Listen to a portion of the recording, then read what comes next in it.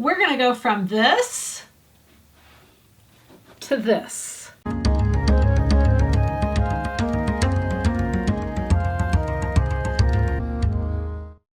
Welcome, welcome. I am going to teach you to love shopping as much as I do. And today what we're shopping for is actually, I went shopping. I went to Saks Fifth Avenue and I'm shopping for bigger than my size.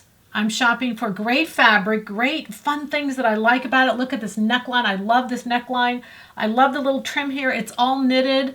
It would take a long time to do that, but I'm just buying yardage. Think yardage. So today I'm just buying yardage because this was on sale, this cute little sweater. I love the bottom. I'm going to keep all of that, but I'm going to make it fit me. I'm going to use pattern number 195, the sweater set, and I'm going to make it look better. So you're going to see the transition, but I wanted you to see before we started. So in this particular case, I'm using trims I like, I'm using necklines I like, and always buy bigger. This cost me $29.95 is what this sweater cost at Saks because there was all the savings and then, like 40% off the bottom line. But also what I did is because cashmere is so hard to find, you all know it, cashmere is so hard to find. This is a cashmere sweater. And again, I went way bigger than what I needed size-wise. And if you're larger, get two. They're still so much cheaper than buying cashmere by the yard. And it's hard to find, and it's hard to find the color you like. So to buy cashmere knit is really difficult. So this is from Saks Fifth Avenue. The price tag here, the original was $300. It was marked down to $120, and then I got 40% off that. So again, I bought it big enough to where you can see the body's going to be big enough for me. The sleeves are going to be long enough. And we're going to go through the process. This is so much fun. I've done this before. And the only weird thing is when someone asks, oh, I love your sweater. Did you make that? You're like, well, kind of. So we're going to go through the process and show you how to do this. This is really fun. So here we have it. We have our shirt. And what we're going to start doing is just cut it apart. And because I need the sleeves to be as long as possible, I'm going to cut those off. This is like an extended shoulders, extended sleeve, whatever. And I definitely don't want that. I want it fitted at my shoulder. I want it to fit at my shoulder. So I'm going to cut the sleeves off. We're going to sew them back on. Don't worry. So there's my sleeves. And I'm actually not even going to undo the side seam. What I'm going to do on the sleeves is because the sleeve is the front and the same in the front and the back, I'm going to fold this in half and I'm going to create the cap with this seam already done so that I don't have to re-sew that. Now if you notice my sleeve's not going to be able to be all the way, that's okay, but it will allow me to leave the seam there and just cut the sleeve cap. So that's my sleeves, very simply done. And that way it will fit into my armhole. And then same with this one. But I love this. I love that stitching. I think it's so cute. Make sure this is on the seam so that you get the height of the cap where you want it. Then just put that at the very top and cut this off. If the sleeve were bigger around, if it was too big, I would have to redo the seam. And it's not to say I couldn't redo the seam, but that takes care of the sleeve. And that's really easy. I could take this in if I want to. It's just easier to take in if it's not cut versus if it's cut. Okay, now on the body, I don't want to take apart the shoulder seam, but I am going to take apart the side seam because I definitely don't, I need the French dart. I want that built in. And this is just way, way too big for what I like it to be. So I'm going to cut both side seams.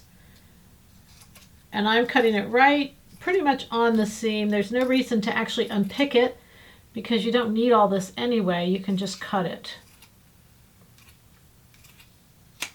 Okay, so once I have that, I can lay it out. If you notice, I left the tag on it. I left the tag on it because I want to make sure I feel like it's new. And I realize that's pretty crazy. All right, so I'm going to fold it in half this way and make sure you line the shoulder seams. Make sure you fold that, like you want it to be. And that's when I'm going to come in here with my center front. And the shoulder seam has to go at the shoulder seam. Forget the neckline because that's not going to make a difference. But the shoulder angle, and then of course I'm not going to take away the front, and then I'm going to cut and follow the French dart over here.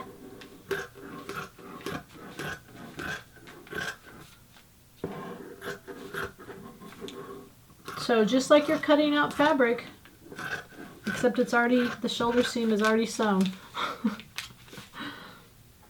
It's pretty fun to do. It's pretty easy to do. And your top, you got to remember how quickly this top gets made because like half of it's done. The hem's done, the neckline's done, the sleeve hems are done. There's a lot of it that's already done.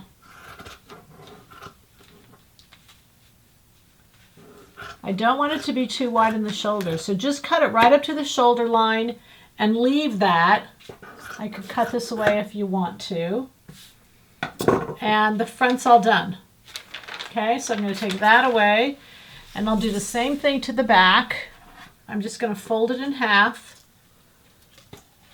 You know, make sure you're, I'm even leaving the tag. How's that for stealing? Nope, I bought and paid for it, right? So fold that in half. Who knows, I might even put my little tag in there. You're going to line up the center back. You're going to line up the shoulder seam. And you're not going to take any away the hem because I love this little hem thing at the bottom. I really like it. It's going to be a little longer than what my sweater set is, but I'm totally okay with that and I really like it.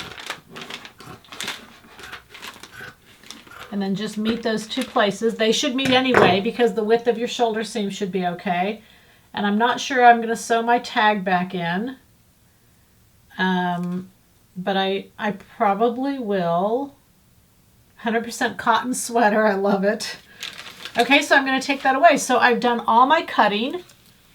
And now what I'm going to do is take it up, sew the French darts, and then put it together and put the sleeves in. That's it. So you can see it's not a long project. It's not a hard project. But boy, is it fun. I can't wait to wear it. So I've cut out the navy one. This is the cashmere one. I've done the exact same thing. So it's connected at the shoulders. So we're going to get a brand new cashmere sweater too. This one was really cool. Much easier on the sleeves. I actually saved my cashmere tag so I can sew it back into the garment. But notice on this one when I did the sleeve was plenty long, which is really nice. And remember, it's already hemmed. It's actually a knitted hem. So I have a seam allowance on here, a hem allowance. So they're probably going to be a little long, but maybe not a little long, but just longer than maybe I would cut them by the pattern. But I like that. I really like that because I have a tendency, as you can tell, to like a little longer sleeve. So I'm really going to like that sleeve. I'm excited. All right, now let's go sew. Line up the top of the sleeve with the top seam. Line up the bottom of the sleeve with the bottom seam. Normally when we put a sleeve in like this, I put it in flat. But to not undo, here's the sleeve. To not undo this underarm seam saves you a lot of time. So the sleeve, we can just set the sleeve in, and it's already hemmed. So basically I'm just going to pin it in a couple places. Still, when I sew it, I want the sleeve flat against the machine. I still want that. And I have a little bit of seam in here that I'm trimming off because I don't want that seam in there. Yeah, just be sure when you cut the sleeve out that you leave the seam with the sweater, not onto the sleeve. I had a little bit of difference there. And always when you sew it again, when I sew it on the sewing machine, I'm going to make sure the sleeve is flat because that'll help the machine ease it into place. I'll press all the seams into the body of the shirt, into the body of the sweater.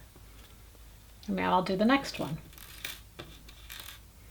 And after this, keep in mind that my neckline's all done because I'm using the original. My hem's all done.